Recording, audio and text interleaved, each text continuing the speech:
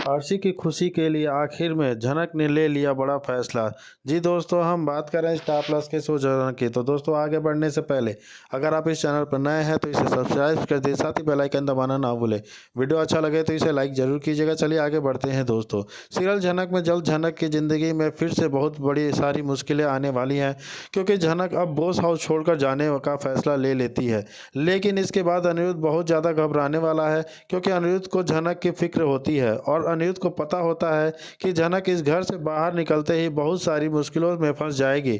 इसी के साथ जब झनक का घर छोड़कर जा रही होती है, तब अनिरुद्ध झनक को रोकने की कोशिश करता है और झनक से कहते हुए नजर आता है कि मैं अर्शी को समझा लूँगा और मैं अर्शी से बात करूँगा कि वह तुम्हें यहाँ से जाने ना दे। लेकिन दोस्तों, अब झनक किसी की नहीं सुनती है और जाने से पहले झनक अनिरुद्ध से कहते हुए नजर आती है कि मुझे पूरा विश्वास है कि आपका बच्चा जिंदा है और मेरा मरा मन नहीं है।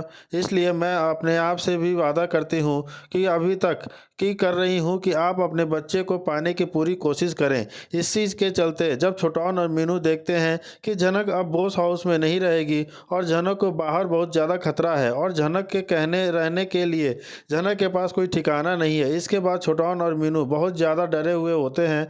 लेकिन मीनू छोटौन से कहते हुए नजर आती है कि क्या हुआ, झनक यहाँ नहीं रह सकती। झनक को मैं मेरे खुद के घर में लेकर जाऊंगी और झनक वहाँ रहेगी और अब से झनक अपनी ज़िंदगी की नई शुरुआत करेगी और अपने लिए जी एग्ज़ाम कर अब अपनी काबिलियत के दम पर एक अच्छी सी नौकरी ढूंढेगी होगी और तुम अपना खर्चा खुद उठाओगी और साथ ही तुम अपने लिए जीना सीखोगी। इसलिए दोस्तों, झनक अब काम ढूंढना शुरू कर देती है और जल्दी झनक को बहुत अच्छी नौकरी भी मिलने वाली है। तो जी दोस्तों, जैसे कि हम देख रहे हैं कि आने वाले एपिसोड में हमें बहुत कुछ देखने को मिलने वाला है कि झनक अनिरुद्ध और झनक यह सुन के आंखें बंद कर लेते हैं और उसका दिल एक अजीब सी कसक महसूस करता है और अर्शी रोते हुए कहती है, पर अब मैं गलतियां नहीं करना चाहती झनक, मैं अपनी मौत से पहले तुझे एक जिम्मेदारी देना चाहती हूँ। झनक शौक हो जाती है और दोस्तों, अर्शी झनक का हाथ जोर से पकड़ती है और झनक, तुम मेरे बच्चे की माँ बन जाना मेरे बाद। तब से ये सोचे रहे होते हैं कि अर्शी दुख में यह सब कुछ क्यों बड़बड़ा रही है। लेकिन तभी डॉक्टर्स ऑपरेशन थिएटर के अंदर दौड़ते हैं और सबको बाहर भेज देते हैं। सभी लोग बाहर आकर इंतजार करने लगते हैं और फिर वह पल आता है जो किसी ने सोचा भी नहीं था। हार्ट मॉनिटर की बीप एकदम धीमी हो जाती है। एक लम्हा जिसमें सब कुछ रुक सा जाता है। डॉक्टर अर्दासी से कहता है, हम कोशिश कर रहे हैं लेकिन पेशेंट की कंडीशन क्रिटिकल है, उनका हार्ट रिस्पॉन्स नहीं कर रहा, हम उन्हें नहीं बचा पाए, लेकिन बच्चा सेफ है। दोस्तों, अनिरुद्ध हॉस्पिटल से कॉरिडोर में गिर पड़ता है जब वह अर्शी की तरफ दौड़ता है और इधर झनक अर्शी की तरफ दौड़ती है, लेकिन डॉक्टर उसे रोक लेते हैं। बहुत फैमिली सपने में चली जाती है। एक पल के लिए उस सबकी सांसें थमी सी जाती है। अर्शी मर चुकी है, पर एक बड़ा सवाल छोड़ जाती है। दोस्तों, झनक बेहोश होने से लगती है, लेकिन उसके कान में सिर्फ अर्शी की जो बातें गूंज रही होती है, मेरे बच्चे को अपना लेना झनक, उसका ध्यान रखना झनक, तो मेरे बच्चे की माँ बन जाना। तब सभी लोग रो रहे होते हैं, मगर झनक एक अजीब कसक उठती है और आओ वो अर्शी की आखिरी इच्छा पूरी करेगी। झनक अनिरुद्ध की तरफ देखकर रहता है, आंखों में हजार सवाल है और सबके बड़ा सवाल यह है, क्या झनक वो अब बच्चे की जिम्मेदारी लेनी चाहिए। ये एक सवाल आपसे भी है, क्या झनक को उसके बच्चे का सहारा बन अनिरुद्ध के साथ रहना चाहिए। और इधर विपाशा की नई चलाक चाल, बच्चा अभी भी खतरे में है। झनक और वह बोस फैमिली अभी तक अर्शी की मौत के गम झेल ही रहे होते हैं। तभी एक नया तूफान साया उनके सर पर आता है। विपाशा और लाल एक नए प्लान में लग चुके हैं। विपाशा लाल से कहती है, अर्शी मर चुकी है, इसका मतलब मैं कि अब उसके बच्चे पर हमारा हक हो सकता है। और लाल हाँ में सिर हिला देता है, अगर हम इसे ले गए तो कोई हमें रोक नहीं सकता। विपाशा कहती है। विपाशा और लाल हॉस्पिटल के स्टाफ को रिश्वत देते हैं और सभी को मैनिपुलेट करने लगते हैं, लेकिन वे एक नया प्लान बनाते हैं। अर्शी के बच्चे को चुराकर उसकी जगह एक मृत बच्चा रख दिया जाए। विपाशा हंसते हुए कहती है, झनक और अनिरुद्ध को सिर्फ दुख ही मिलना चाहिए, इस बच्चे को अपना बनाकर रहूंगी। तो दोस्तों, अब सबसे बड़ा सवाल यह है कि क्या झनक अपनी नई जिम्मेदारी निभा पाएगी। क्या विपाशा अर्शी के बच्चे को फिर से चुरा लेगी और अनिरुद्ध अब क्या फैसला करेगा।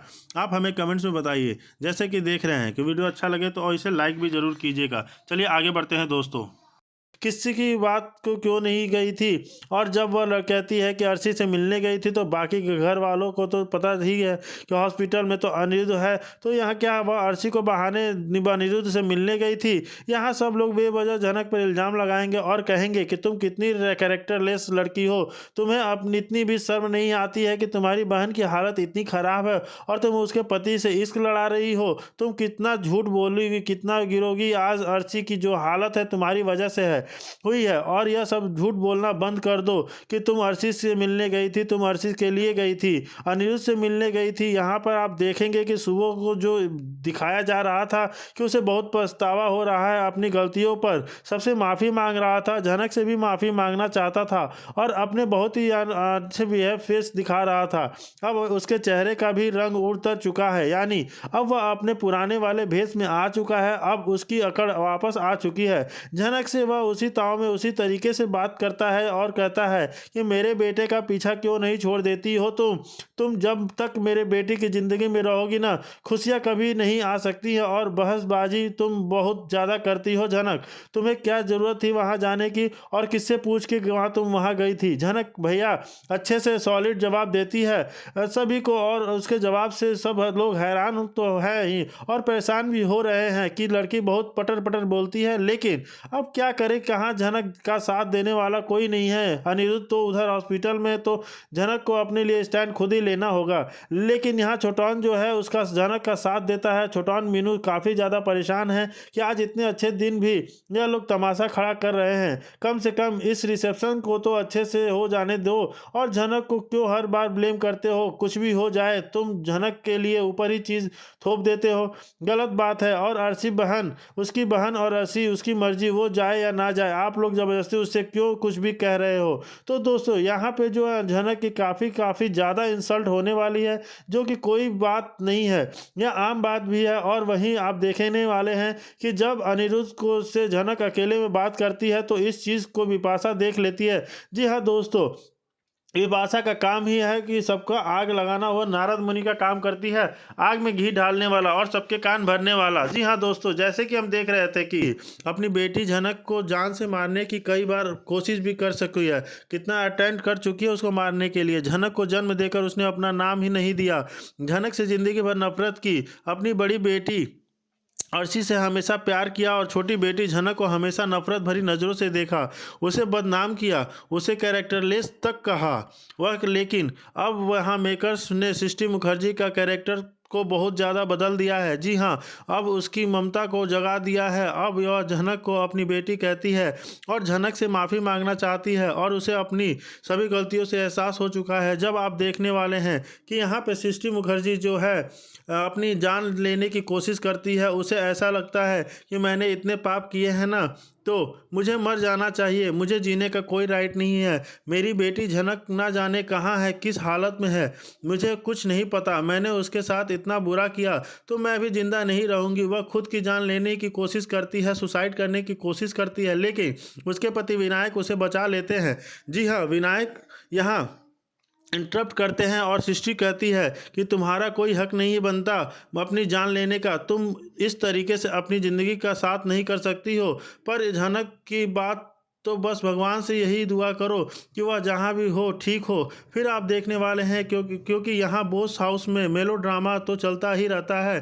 झनक आ चुकी है तो इस बात की खबर जो है सृष्टि मुखर्जी को लग जाती है। जब उसे यहाँ पता चलता है कि उसकी बेटी झनक लौट आई है तो उसकी ममता जाग जाती है और वह भागकर अपनी बेटी के पास जाना चाहती है। जी हाँ, वह अपनी बेटी के पास जाना चाहती है, उसे गले लगाना चाहती है और वहाँ लगाती चाहती है, उसे खूब प्यार देना चाहती है और माफ़ी मांगना चाहती है अपनी सभी गुनाहों की। दोस्तों, यहाँ सृष्टि मुखर्जी का अवतार तो बिल्कुल ही बदल चुका है। इतनी ज़्यादा ममता वो लुटा रही है झनक के ऊपर, जिसे देखकर झनक काफ़ी शौक हो जाती है कि आखिर इन्हें क्या हो गया। यह तो मुझे फूटी आँख नहीं देखना चाहती थी, हमेशा अर्शी अर्शी अर्शी का गुणगान करती रहती थी, अब इन्हें मुझ पर प्यार आ रहा है। जी हाँ, यहाँ आप देखने वाले हैं कि वह अर्शी को डांटेगी, उसे फटकारेगी और झनक से प्यार लुटाएगी, और जिसे देख झनक अर्शी जो है जेलस फील करने वाली है।